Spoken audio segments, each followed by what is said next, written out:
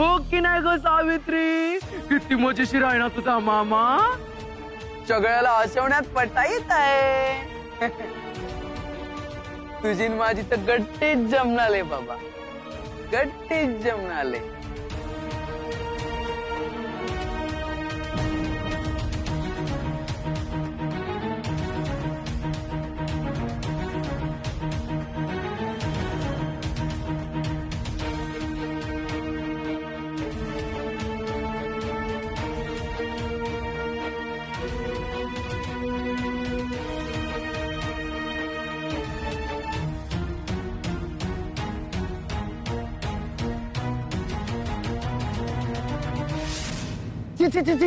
हे कपडे ओले केले तिने माझे.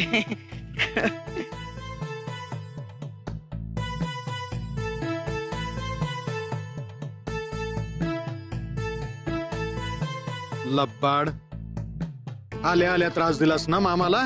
हा अगं असतेस काय? नाही आपल्याला हसू येतं, पण बघितलंस मामा किती रागावलाय ते. हा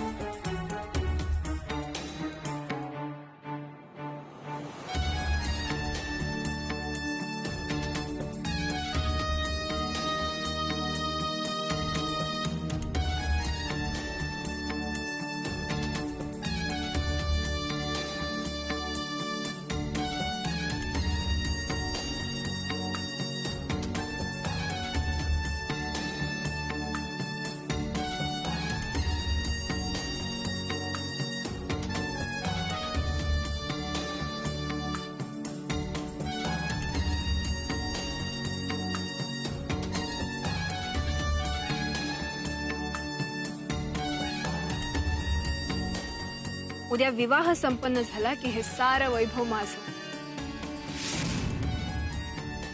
एकदा का मी महाराणी झाले ना की आमच्या दक्षवर्त राज्याचं दारिद्र्य असं क्षणार्धात नाहीसं करेन आणि मग दोन्ही राज्यांवर मी राज्य करेन. मग सगळीकडे माझाच जय जयकार. महाराणी दक्षसेना यांचा. विसर तू जातो जय जयकार. ती जिवंत असेपर्यंत तिचाच उदो उदो होत राहणार. ती राजकन्या सावित्री. काय बोलतोस तू हे? ती असेपर्यंत राजा तुझ्याकडे बघणारही नाही. तू नेहमी दुय्यमच राहणार. दक्षबाहू, ते सोड. तिचा बंदोबस्त झाला नाही तर उद्याचा विवाह सुद्धा होणार नाही. आणि त्यासाठीच तर तुला महाराजांच्या दालनात पाठवलं होतं ना. मग काय झालं? काहीच झालं नाही, यामुळे संताप होतोय माझा. म्हणजे ती कन्या काहीतरी वेगळीच आहे. मला वाटलं होतं मी सहज तिचा लोळा गोळा करू शकेल, पण माझ्या हातातल्या प्रचंड शक्तीचा तिच्यावर काहीच परिणाम झाला नाही. उलट ती हसत होती आणि माझी ही अवस्था झाली. असं कसं होईल? का तिला देखील कुठली जन्मजात विद्या अवगत आहे माझ्यासारखी, जी वापरून तिने तुझ्या हातातली शक्ती निष्प्रभ करून टाकलीये? पाहिलंच ना, एका बुक्कीत भुगा केला मी याचा. शंका फेडून घेतली मी. मग आता आपल्याला वाटत होतं तितकं सोपं काम नाहीये हे. माझ्या हाताच्या रूपात साक्षात मृत्यू समोर असतानाही ती नख एवढी कार्टी हसत होती. जणू काही मृत्यूचं भयच नाहीये तिला. मला तिचं गुणवर्णन नकोय. विवाहाचा प्रस्ताव घेऊन तुम्ही आमच्याकडे आलात त्यावेळी या विदुर राजाच्या नखा एवढ्या मुलीमध्ये काहीतरी दिव्य शक्ती आहे याबद्दल अजिबात कल्पना दिली नाही तुम्ही. उलट तुम्ही तर असं चित्र निर्माण केलं होतं की मद्र अधिपती अश्वपतींशी विवाह करणं आणि त्यांच्या त्या लहानग्या कन्येला मार्गातून बाजूला करणं ही अतिशय साधी गोष्ट आहे. परंतु साक्षात दक्षबाहूच्या अफाट शक्तीलाही पुरून उरली आहे ती. बोला, नेमकं काय लपवलंय आमच्यापासून? अहो नाही हो, आम्ही असे लपवाछपवी करणारे नाही. अहो त्या मुलीकडे कुठलीही दिव्य शक्ती नाहीये.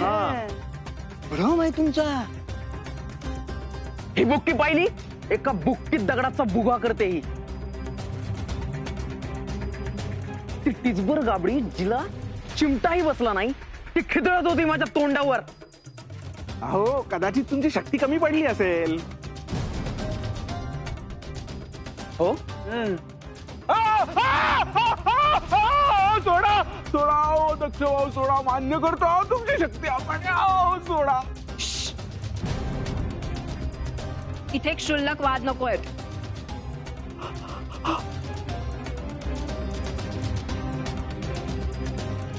उद्याचा विवाह होण्यापूर्वी त्या मुलीबद्दल नीट माहिती हवी आहे मला. विधुर राजाशी विवाह करणारे मी. सत्ता हवी आहे मला. उगाच लोढणं नकोय.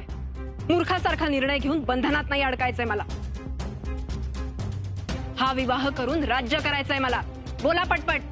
पुन्हा सांगतो, महाराज आणि स्वर्गवासी महाराणींना अनेक उपास तापास आणि उपचार करून सुद्धा संतती काही झाली नाही. मग त्यांनी 18 वर्ष सूर्यदेवाची उपासना केली आणि सावित्री मातेची तपश्चर्या केली. तेव्हा कुठे ही कन्या जन्माला आली म्हणून तिचं नाव सावित्री. जन्म घेताच तिने जन्मदात्रीला स्वर्गात पाठवलं. एवढंच काय तिचं कर्तृत्व. बाकी तुम्ही म्हणता तसा दिव्य शक्तीचा आम्हा कोणालाही तिचा अनुभव नाहीये. हो अहो आईच्या दुधाविना वाढलेली शक्तिहीन मुलगी आहे ती. बघावं तेव्हा नुसती रडत असते. आणि अशा किरकिऱ्या मुलीला तुम्ही तुमच्या मार्गातून दूर करू शकत नसाल तर काय उपयोग तुमच्या त्या मोहिनी विद्येचा आणि त्या बाहुबलाचा.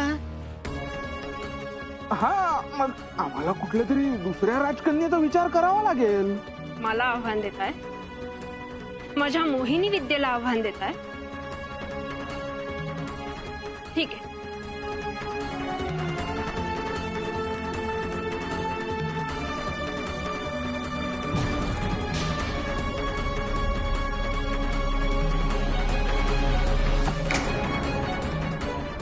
आता ह्या क्षणापासून तुम्ही केवळ माझ्या आज्ञेचं पालन कराल.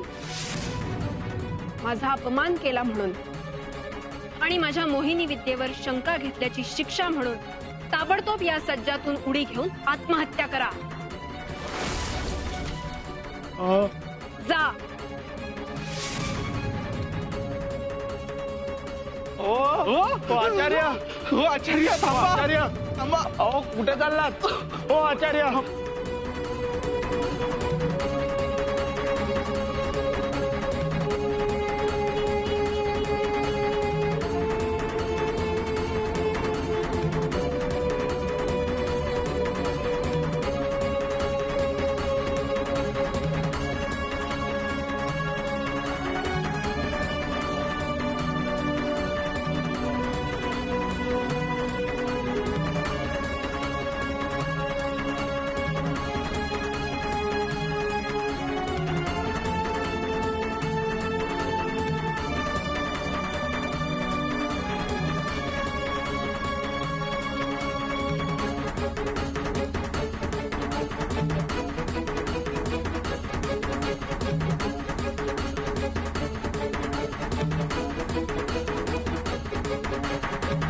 थांबा.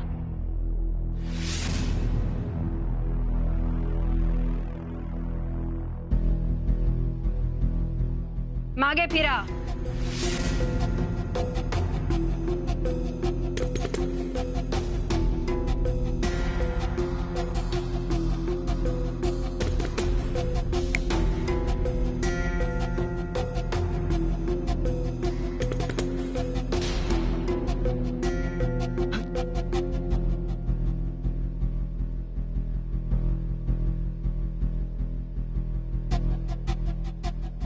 माझ्या मोहिनी विद्येवर आणि दक्ष बाहूच्या शक्तीवर पुन्हा शंका घ्यायची नाही.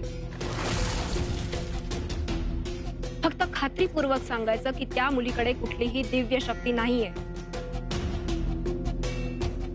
नाही नाही, त्या मुलीकडे कुठलीही दिव्य शक्ती नाही आहे. तुमच्या मोहिनी विद्येपुढे ती अगदी क्षुद्र आहे. अर्थातच माझी मोहिनी विद्या आहेच तशी. भल्या भल्यांना कायमचं संपवलंय तिने. आता आता वेळ आहे त्या सावित्रीची. माझ्या आणि महाराजांच्या मध्ये येणाऱ्या त्या नतद्रष्ट मुलीला कायमचं दूर करूनच उद्या विवाह वेदीवर उभी राहीन मी आणि मद्र देशाची महाराणी म्हणून गादीवर बसेन. त्या सावित्रीला चिर निद्रा देऊनच माझी सुखनिद्रा सुरू होईल.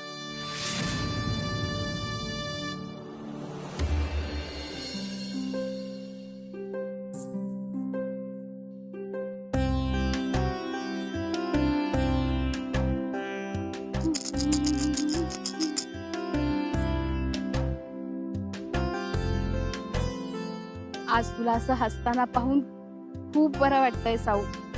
अशीच हसत राहा. काय ग, नवीन आई येणारे म्हणून इतकी हसतेस काय?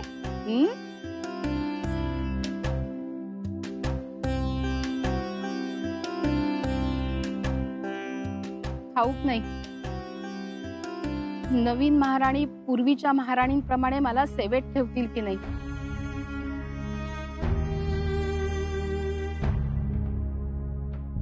कदाचित तुला दुरूनच पाहावं लागेल साऊ. इतके दिवस माझी लेकच झाली होतीस, आज राजकन्या होशील.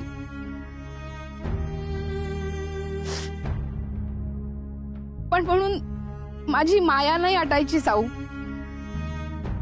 कधी हाक मार, धावत येईन.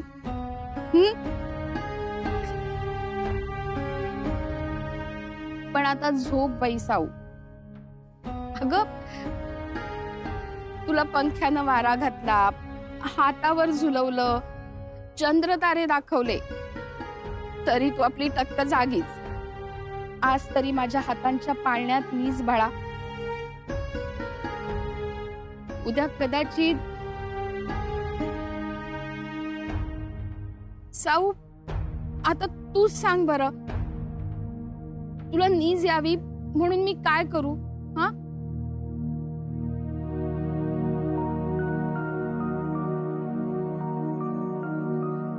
साता जन्माची पुण्याई अशी लाभली फळाला, लक्ष्मीच्या पावलांनी लेक आलिया घराला. लेक मायेची सावली, लेक चैतन्याचे रूप,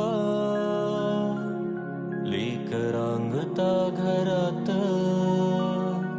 असे रांगते या सुख. चांदोबाच्या संग निजे ह्या चांदण्यांच्या राशी, निज आली डोळ्यापाशी. महाराजांची ही अंगाई आता तुला कायमची झोप आणेल सावित्री. आईचा सुटला हात तू भुवरी येताना, बापाची होते आई ही माया पाजरताना. नको दुःखाचे गोंधळ तिच्या कोवळ्या कपाळी, माझी छोटी राजकुमारी राहो सुखाच्या महाली. बापासवेही निजते पदर आईचा उशाशी, निज आली डोळ्यापाशी, निज आली डोळ्यापाशी, निज आली डोळ्यापाशी. निजलं ना बाळ?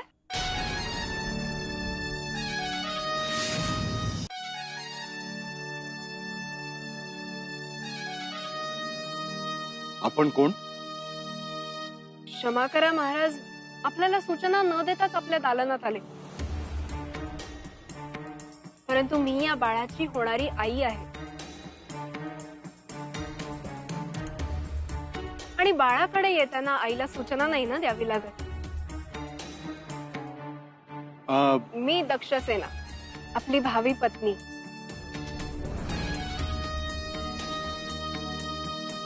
क्षमा करा, आपली ओळख झाली नव्हती. काही हरकत नाही. आता तर आपल्या जन्मभराच्या गाठी बांधल्या जाणार आहेत, तेव्हा कणाकणाने आणि क्षणाक्षणाने होतच राहील आपली ओळख, नाही का?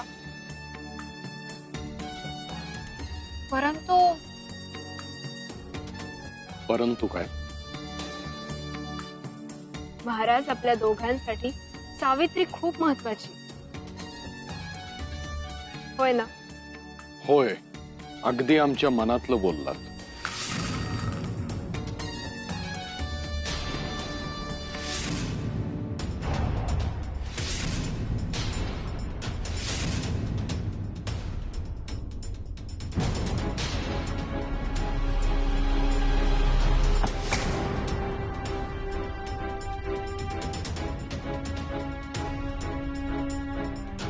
महाराज, नीट ऐका. उद्या आपला विवाह होईल, त्यानंतर आपल्या दोघात तिसरं कोणीही असता कामा नये. आणि त्यासाठी तुम्ही स्वतः तुमच्या कन्येची, या सावित्रीची रवानगी त्वरित तिच्या जन्मदात्रीकडे करा. राजवाड्यातल्या सर्वात उंच जागेवरून तिला तिच्या खऱ्या आईकडे सुपूर्त करा. निघा.